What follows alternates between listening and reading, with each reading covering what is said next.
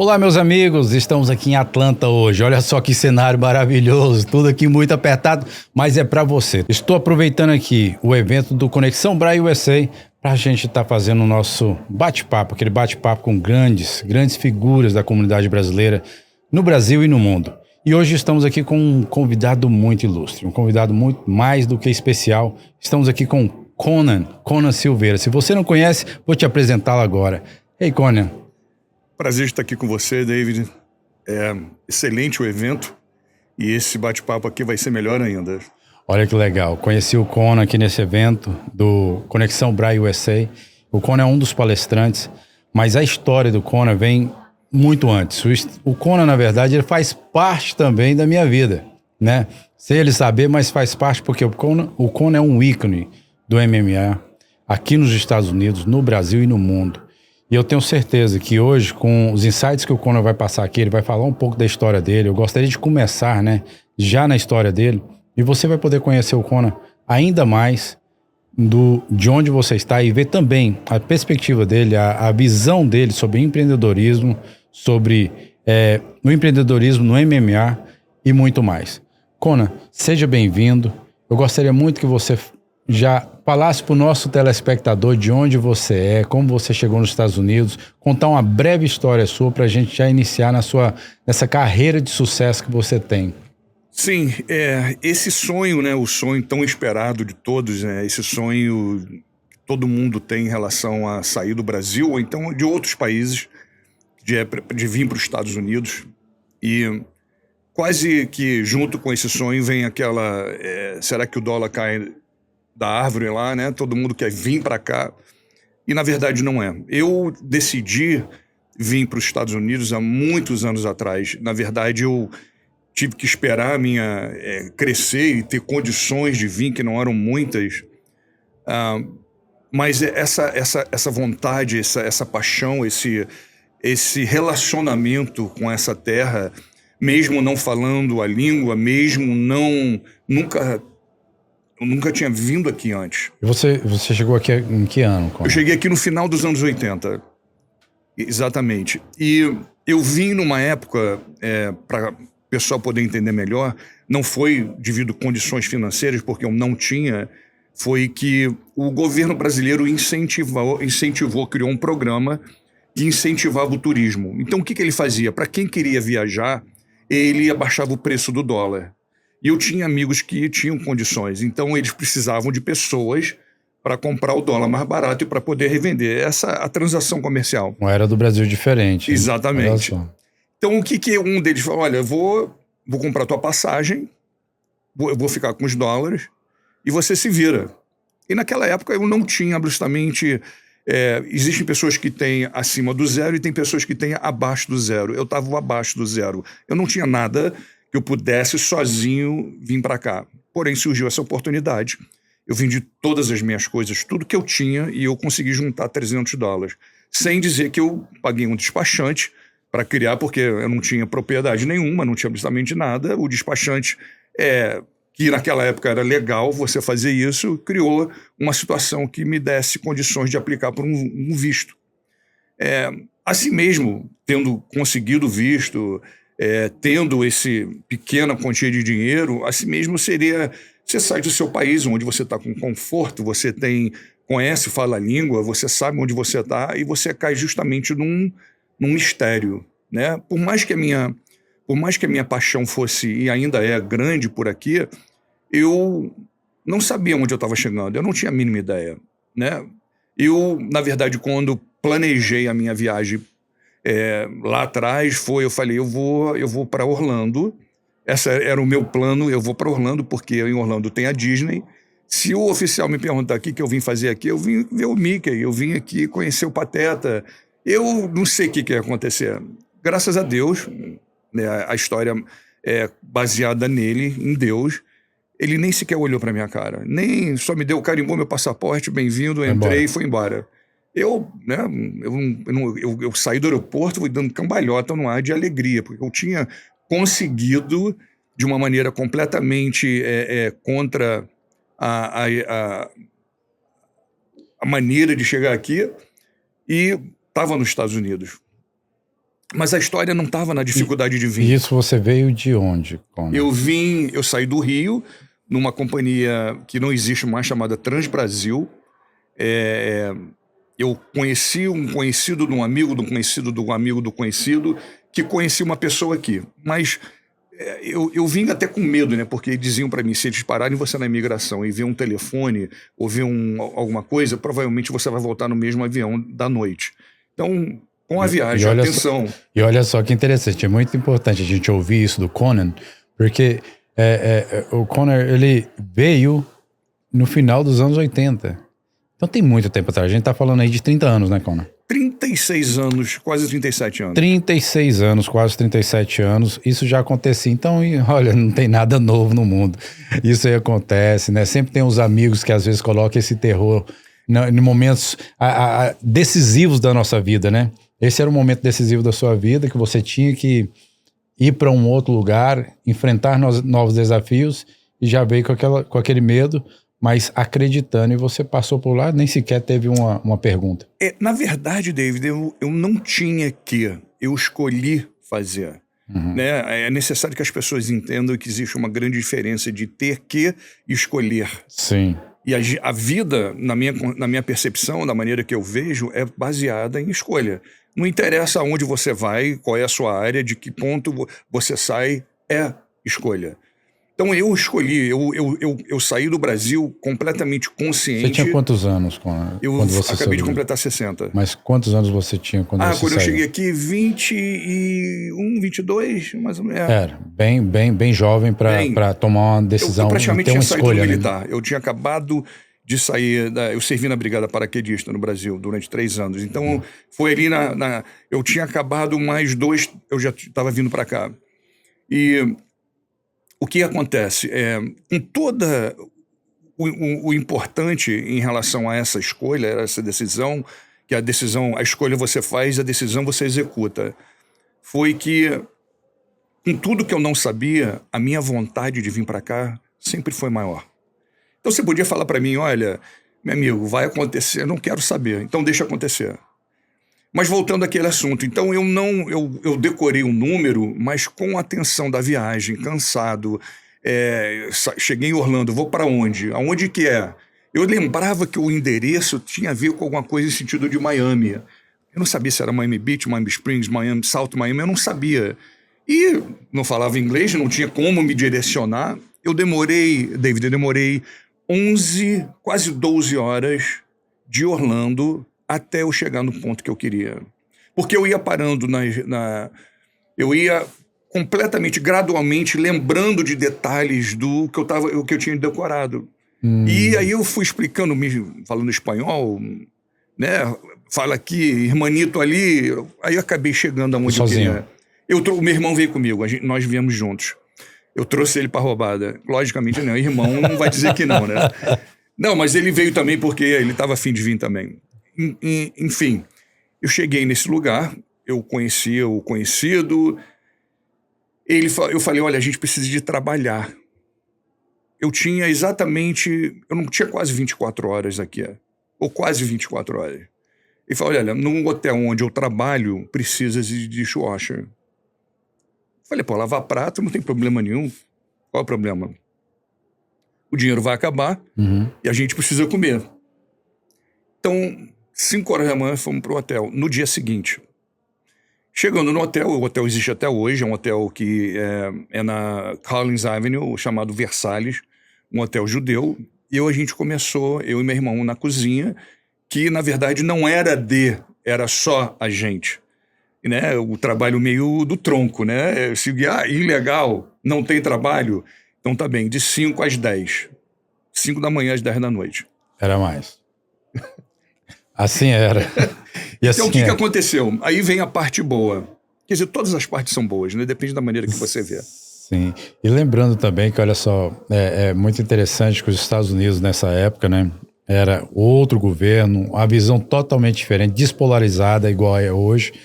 Mas qual é o entendimento que eu quero trazer? Por exemplo, querendo ou não, Na Mesa com Dave Pimentel, ele traz muito sobre a vida do empreendedor. Aquele empreendedor que ele sai para busca do seu sonho. No caso, o sonho americano, ou seja, o sonho brasileiro, aonde você está. E hoje aqui a gente está relatando a história do Conor Silveira. O Conor Silveira vai falar aqui a história dele como empreendedor, o sucesso que ele teve no American Top Team, correto, Conor? Exatamente. E você vai entender a história dele. É muito importante você entender o começo, porque é do começo que você vai tirar o quê? Uma conclusão do seu futuro. Porque todo empreendedor, ele tem que ter um passado para depois ele colher no futuro.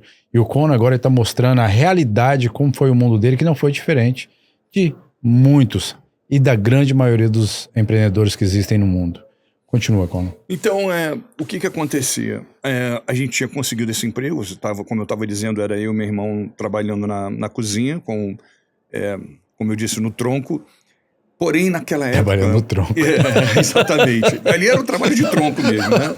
Só faltava chibatada, mas ali era tronco. Só 2 pessoas lavando o prato o dia inteiro, das 5 às 10. 5 da manhã às 10 da noite. 5 da manhã às 10, Exatamente. Só os dois. Ainda bem que tinha um irmão dele. Mas tinha benefício, David. A gente comia, até o ponto que acontecia muito na minha época, quando eu cheguei aqui, era a denúncia, né? Principalmente entre os brasileiros. Eles denunciavam os outros, denunciavam os hotéis, denunciavam... Eu não sei por uma questão de denunciar somente. E eu vi que cada vez mais estava acontecendo. E quando acontecia, eu cheguei a ver, era uma correria dentro do hotel, o pessoal se escondendo. Eu falei, eu desse tamanho, né? Eu vou me esconder como? E essa pessoa, esse que se tornou um amigo da gente, falou, olha só, eu vou mudar para um outro hotel em outro estado, nas montanhas, em Nova York. Eu nunca tinha visto neve na minha vida, né? E você só entende o que é quando você sente. Sim. Não é quando você vê. Exato.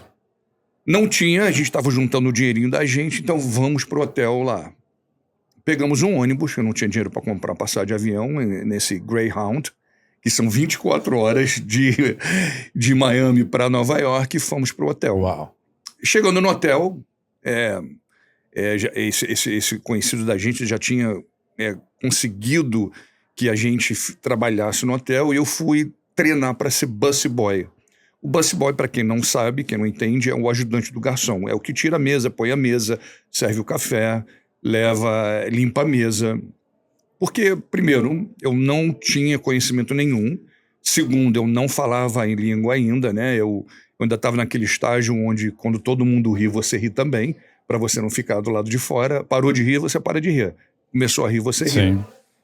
Todo mundo sabe como é que funciona.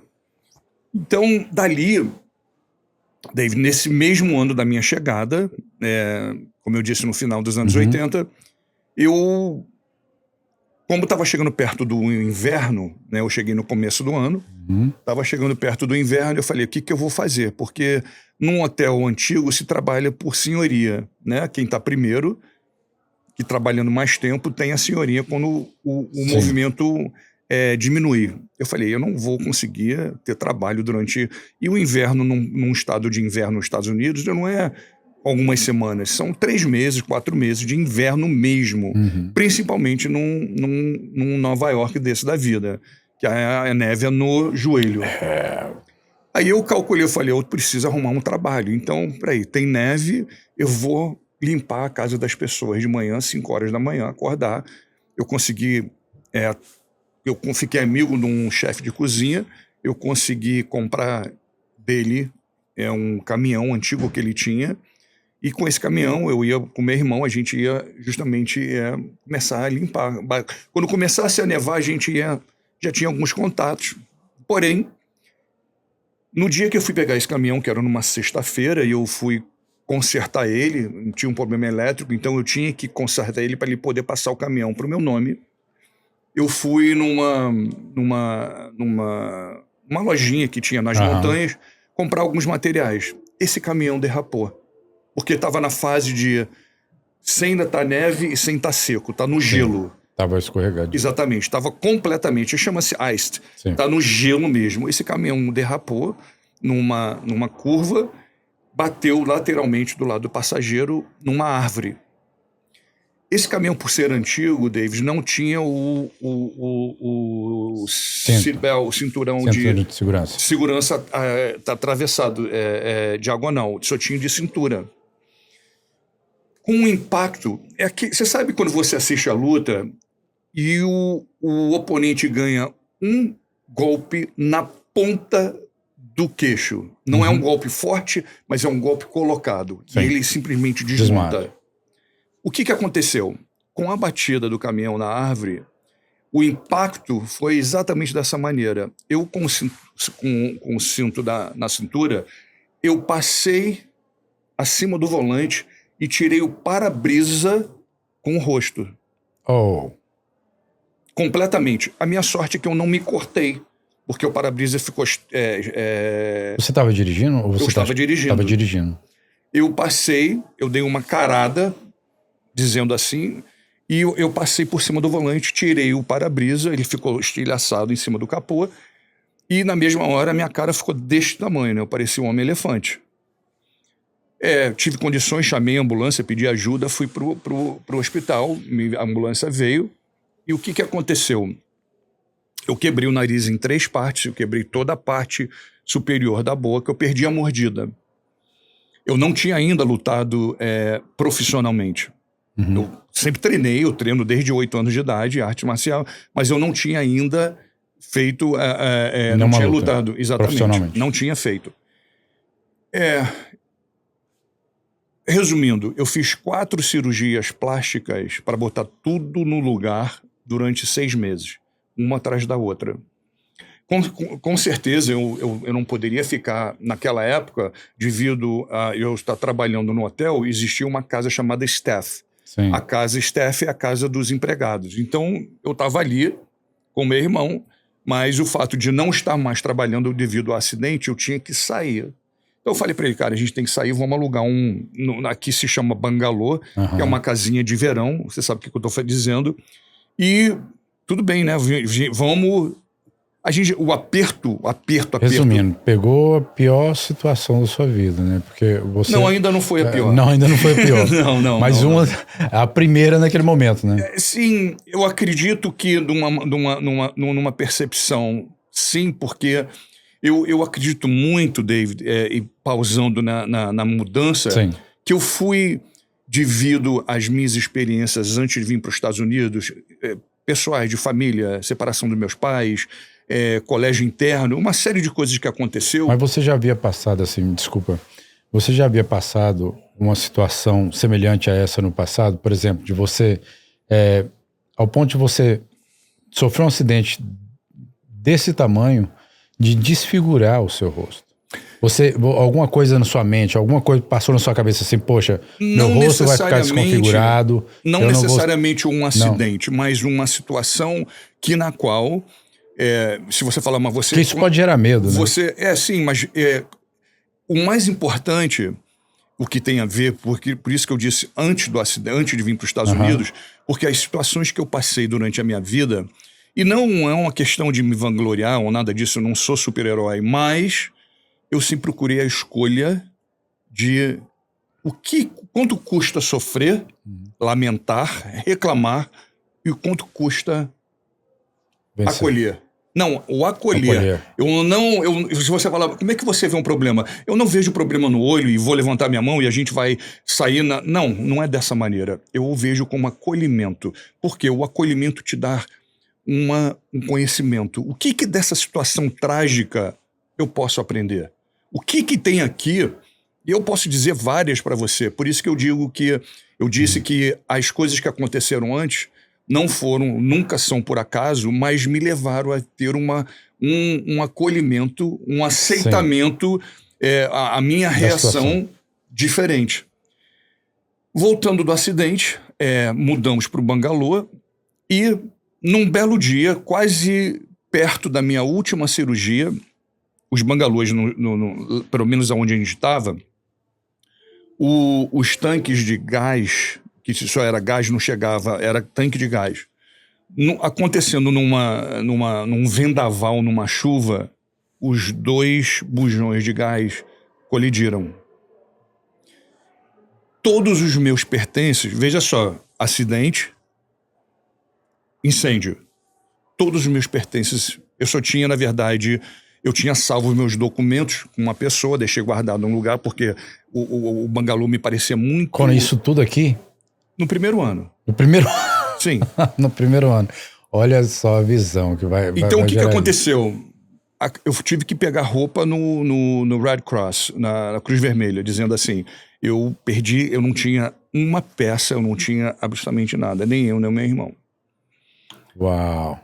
Aí vem a pergunta, meu amigo, por que você não entrou no primeiro avião e voltou para casa? Vai embora. Não. Não, a questão da ação não é baseada na revolta. É baseada no entendimento. Eu claramente vi que a minha realidade, que a vida em si, isso era uma pergunta. Você tem certeza que existe essa paixão toda? Você tem certeza que é isso que você quer? E eu até disse isso eu acredito que não sei se foi com você ou foi com a Manu, no dia que a gente fez a live. Foi na nossa live. Foi. Exatamente. Eu falei, da única maneira que eu saio daqui é se você me botar no sacolão, né? Que geralmente é aquela bolsa militar que eles põem você no saco plástico, com zip e manda para casa. Eu falei, fora isso, meu amigo, pode vir, mas o que é importante, e isso é uma pequena fração,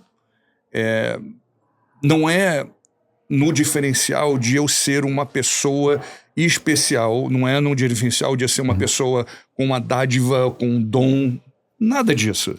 Conan, toda essa trajetória sua, todos esses acontecimentos, eu sei que, sem sombra de dúvida, isso elevou o homem, o caráter que você tem hoje.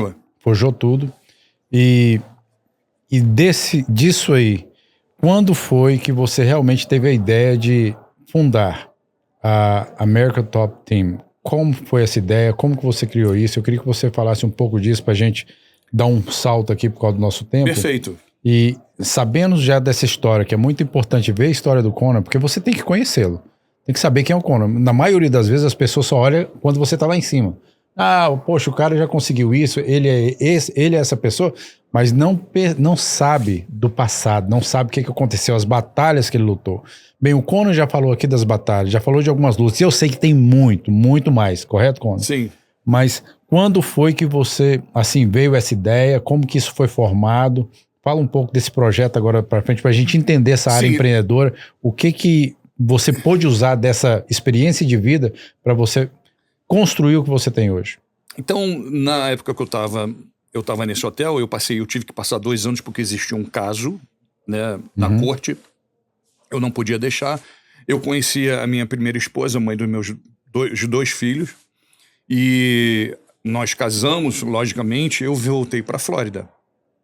Já voltei para a Flórida legal, já era outra, né? Mas eu passei muito tempo na ilegalidade, né? Sem fazer nada, absolutamente nada, porque você tem um medo de acontecer alguma coisa e você ser pego. E o que aconteceu? Se você me perguntasse hoje o tamanho que a American Top Team é, os resultados que a American Top Team tem, se eu sabia que isso ia acontecer, se eu falasse para você que sim, eu estaria mentindo. Lógico que não. Evidente que não. Mas eu comecei. Eu comecei lá atrás, abri a primeira academia de jiu-jitsu. Se eu não me engano, eu era o 2º brasileiro abrindo a academia de jiu-jitsu nos Estados Unidos, que era do Carson Gracie. Ele foi meu mentor, o pai, e eu tive a permissão dele para abrir a academia. Começou a ter muitos problemas em relação ao nome Gracie com o Rorion Gracie. Então eu falei, eu vou mudar para Silveira Brothers. E tudo se originou de lá, desse passo. Porque eu sempre fui apaixonado, como eu disse no começo, eu faço artes marciais desde 8 anos de idade. Então, isso está no meu DNA, está no meu corpo, está na minha alma. E eu abri essa academia que foi, na verdade, eu conheci meus sócios, que são até hoje meu sócio. E um dia, depois de Carson Gracie, Silveira Brothers, nós decidimos, na verdade, sair, ampliar mais e começamos a American Top Team. A American Top Team é conhecida hoje, logicamente, pelos grandes campeões e, né, os lutadores que nós temos, Porém, é muito importante dizer que oficialmente ela foi fundada, eu sou um dos cofundadores da American Top Team, em 2000. Uhum. O nosso primeiro cinturão, o nosso primeiro grande passo, o primeiro reconhecimento que a gente teve no mundo da luta foi em 2015. 2015. Ou seja, num período de 15 anos, a gente bateu no prego com a mão.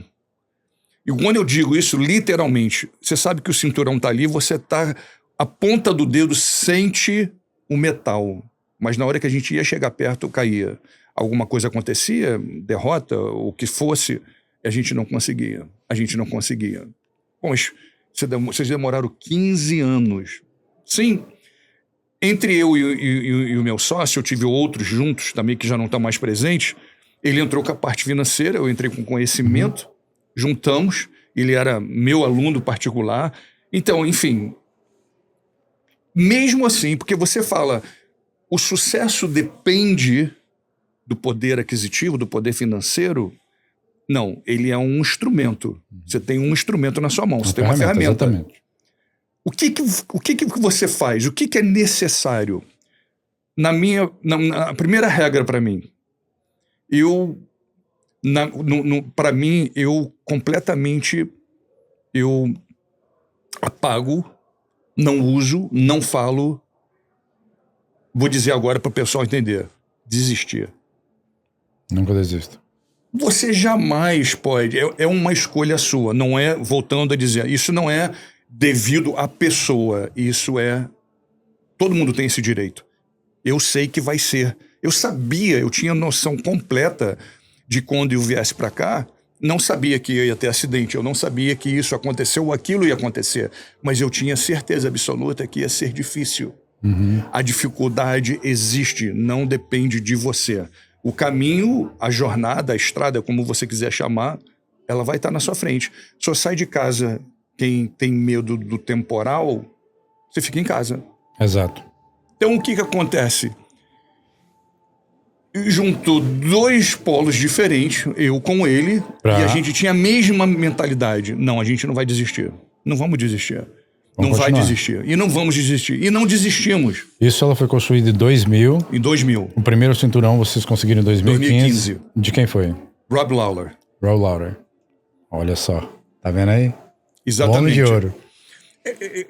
Na parte regional, a gente tinha... Mas você sabe aquela credencial que, na verdade, o reconhecimento de você ser quem mas, você assim, quer ser?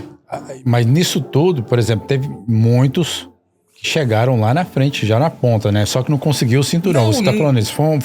É uma trajetória de muito sucesso nesse decorrer, mas vocês ainda não tinham conquistado o topo. No caso do MMA, o topo é o cinturão, sem sombra de dúvida, correto? Sim, não te interrompendo, o cinturão significa o reconhecimento. A sua... Eu ganhei minha credencial hoje. É quando você se fosse ganhando a faixa preta. Sim. No dia que você ganha a sua faixa preta, você é visto como faixa preta. Você é um faixa marrom bom? Sim, mas você não é um faixa preta. E nesse momento, a American Top Team era treinadora. Era como que funciona isso, a American Top Team, para todos os nossos telespectadores entender o que é a American Top Team. O que ela faz? Ela treina, ela faz lutadores, sim, ela motiva, ela faz todo o trabalho. Qual é o trabalho que a American Top Team hoje faz para esses lutadores ter um sucesso desse a ponto de conquistar o seu cinturão? Primeiro de tudo, né, a liderança é, na verdade, que estabelece a base. Sim. Né? Se você tem maus líderes, não tem como o seu negócio prosseguir. Você tem que ter bons líderes. Os bons líderes não necessariamente são os mais inteligentes, são os mais... Não, mas eles têm uma determinação. A nossa consistência durante esses 15 anos, até a gente conseguir ganhar essa faixa preta ou ganhar esse cinturão, foi sempre baseado de que a gente sabia que não seria fácil. Uhum. Porque se fosse assim, o milionário, você pode comprar uma imitação do cinto e botar na sua academia. Ele é verdadeiro? Não. Não existe um trabalho, não existe um esforço. Não. Não teve dor, não teve nada. Exatamente.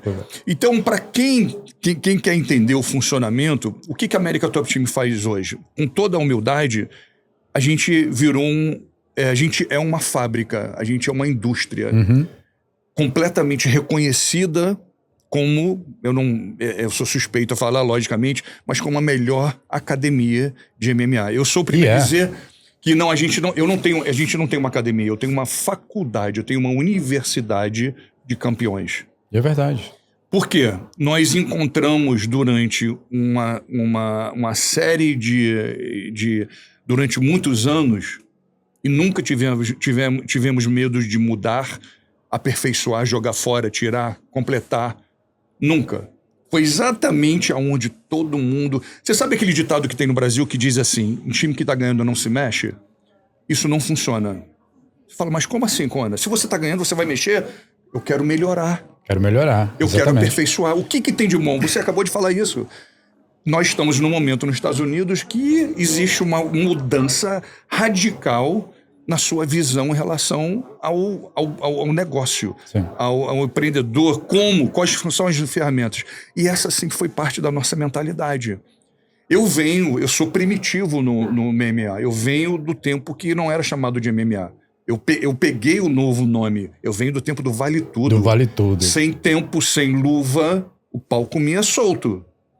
Porém, eu não fiquei lá atrás. Eu peguei o conhecimento e falei... Foi inovando. Eu fui inovando. Eu fui observando, como você mesmo disse, o que muda? O que eu procuro? O que eu preciso? Eu não tinha um condicionador físico na minha época. O Carso falava, corre, nada, levanta peso, faz isso, faz... Mas eu não tinha uma estratégia, eu não tinha uma estrutura profissional, apesar de lutar profissionalmente, que me desse o mesmo benefício que tem hoje.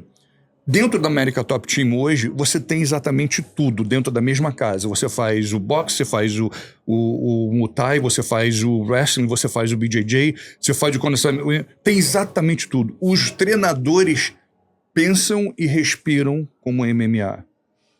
Isso tudo é um movimento que você tem que juntar, você tem que ter uma cabeça aberta, você tem que ter uma mente completamente... E sempre inovando, né, Conan? Porque a luta, querendo ou não, por mais que você... como que eu imagino a luta? Eu falo porque eu já fui lutador. Tem que ser muito inteligente para ser um lutador bom. Tem que ser muito inteligente. E você trabalhar a inteligência da pessoa para ela usar em forma de golpes, em forma de luta... Isso aí é uma ciência. E eu acredito que é uma ciência que o professor, a academia, é que faz esse como se diz, esse lutador realmente ele jogar a sua inteligência para fora, essa construção, e fazer ele validar isso dentro de um ringue, né? Exatamente. Isso é muito importante. Hoje, na American Top Team, a gente vê que ela, claro que já tem um nome, já credenciado, todo mundo já conhece, é reconhecido nos Estados Unidos e no mundo. Não foi algo que aconteceu hoje, que nem você falou, poxa, começou há 15 anos atrás, até 2015, a gente se esforçando para pegar o primeiro cinturão, que era aquele reconhecimento. Hoje, acredito que vocês têm vários cinturões já. Então, a importância disso é muito grande, mas principalmente quando a gente olha para um olhar como construção, empreendedorismo e perseverança. Você entender e saber exatamente esse fator dessa palavra muito simples, é só duas, né? Nunca desista. Importantíssimo você falar isso, porque tem tudo a ver da maneira que a gente se comporta, da maneira que a gente pensa, da maneira que a gente age. O Bruno, o Pel que teve lá na academia, esse final de semana retrasado, e o primeiro impacto que você tem quando você entra na ATT são 3 displays que a gente tem, que dá a gente tem numa soma de cinturões de promotores, Liga A, o UFC, Bellator, PFL, um ONE FC, e assim vai, de aproximadamente de 40 a 42 cinturões, com vários campeões. E a pergunta de 300 bilhões para que mais? Então, eu acredito que essa é a mensagem que deve ficar. Por que mais? O porquê mais não é pelos outros. É por você. Quando eu tenho existe esse impacto, né, e a maioria das pessoas perguntam, vocês já chegaram a uma posição no mercado da luta, você não precisa fazer mais nada. Ninguém vai te acompanhar. Ninguém vai chegar num tempo hábil com 42 cinturões. Não foi por causa do dinheiro, não foi por causa da sorte que não existe, ou pela coincidência que também não existe.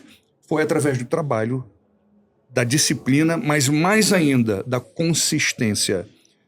Acima disso, David, é o que eu digo para as pessoas, a maior preocupação de todo mundo é fazer alguma coisa para mostrar para alguém que está errado, ou então que você é capaz. Completamente errado. Eu não tenho mais necessidade, até pelo não querendo ser prepotente, nada disso, mas na minha indústria, e até saindo dela também, as pessoas sabem quem eu sou. Sim. E por que então você faz? Porque não tem nada a ver com elas. Tem a ver comigo. Eu me cobro, e eu tenho a satisfação comigo mesmo de ter esse gosto, porque é um gosto que você não tem como explicar, de fazer e acontecer. E sem contar que vem várias gerações, né? Com Nesse certeza. meio são tantas gerações vindo, e os sonhos. Quantos sonhos realizados. Quantos lutadores que chegaram, bateram na porta da American Top Team e falou, poxa, eu quero chegar lá, eu quero chegar no topo. E ele receber esse apoio, não somente na luta, entender como é que é o processo da vida naquele momento, porque o lutador acredita que ele precisa muito disso, eu entendo que precisa. E você, óbvio, claramente dá para perceber que o Conor, ele ensina o aluno. Isso é inevitável. O Conor, ele ensina a vida primeiro, e eu acredito que a luta. Porque toda conversa que eu tive com o Conor até agora, ele sempre está nos mostrando o lado, primeiro, de dentro. Para você entender o que é a sua mentalidade, o que você vai entender de si mesmo, para depois você encarar o mundo e o mundo da luta. O mundo está aí para todo mundo. Na verdade, é luta para todo lado. A diferença é quando você entra num ringue, que ali o pau quebra mesmo, é aquele negócio. Você vai entrar, já vai saber que vai apanhar, mas a probabilidade de ganhar é muito grande. Por quê? Com estrutura psicológica, com estrutura físico e também de inteligência ali naquele momento de ringue, de luta, você conseguir um cinturão, né? Você conseguir a vitória. E hoje eu vejo, Conor, só pela forma de você falar, conversar, eu já me sinto aluno do Conor, porque desde a primeira vez que a gente estava na live, é muito interessante que o Conor ali, quando ele começou a falar sobre... O Conor, ele fala muito sobre inteligência emocional pura, completamente. Não sei se você entende dessa forma, mas eu vejo assim. Porque ele trabalha essa estrutura e você vê que isso é necessário. Se o ser humano ele não entender que ele tem força, que ele pode conquistar, ele não conquista. E ele precisa realmente de um professor que venha ensinar, venha mostrar para ele esse entendimento psicológico para ele também conquistar uma vitória. E treinar muito, né? Sempre é treinar muito, não tem nada fácil. A história do Conor tá aí para contar isso. A gente vê a história de dificuldade que ele teve no começo para ele hoje ser um líder nato, principalmente na área do MMA aqui nos Estados Unidos, no mundo, né, Conor? Porque o cenário do MMA tá aqui nos Estados Unidos. Então, se tá aqui, tá aí pro mundo inteiro. E é um exemplo nato de um brasileiro guerreiro que conquistou a sua vida aqui na América, mostra que é um empreendedor, acima de tudo, um ser humano extraordinário, uma pessoa que passou por situações difíceis na vida, mas que conseguiu vencer. E a mensagem que o Conor está deixando aqui hoje é o seguinte: nunca desista. Nunca desista. Se você tem um plano, se você tem um sonho, se você tem um projeto, nunca desista. Se você pensa em vencer, então não abre esse espaço, né, Conor? Espaço para desistência, correto? Uma coisa que que seria eu não sei, o conselho ou dividir com... Conor, eu quero que você deixe esse conselho, mas eu quero que você deixe esse conselho olhando para aquela câmera, para o nosso telespectador que está nos vendo agora. Perfeito, então vai lá.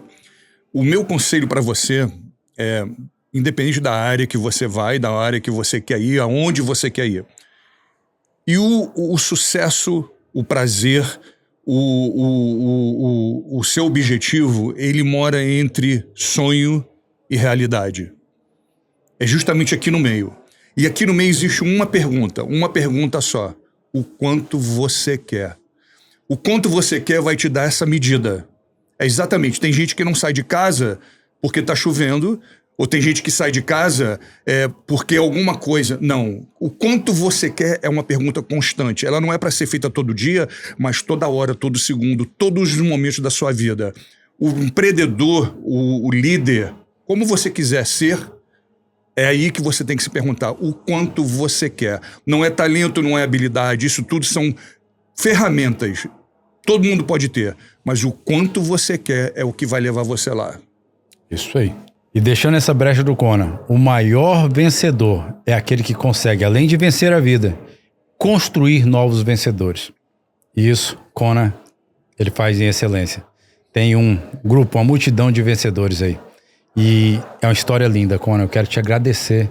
Eu que agradeço. Por você estar aqui com a gente hoje, por você mostrar um pouco da sua história. Eu queria muito ter 2 horas, 3 horas, 5 horas pra gente conversar. Uma semana porque aqui. com você tem muita história aí pra contar. Se for ainda falar de lutas, se for falar de situações, a gente tem várias. Olha, muito obrigado. Obrigado pelo ser humano que você é. Pelo que você tem feito por nós, brasileiros, ter nos representado nos Estados Unidos. Hoje é uma grande honra estar sentado aqui com você e poder conversar e saber um pouco mais da sua história. Eu desejo sucesso para você. Eu sei que não parou por aqui. Isso aí vai continuar, tá na sua veia. Você é uma pessoa que é indomável, você realmente vai partir para cima sempre.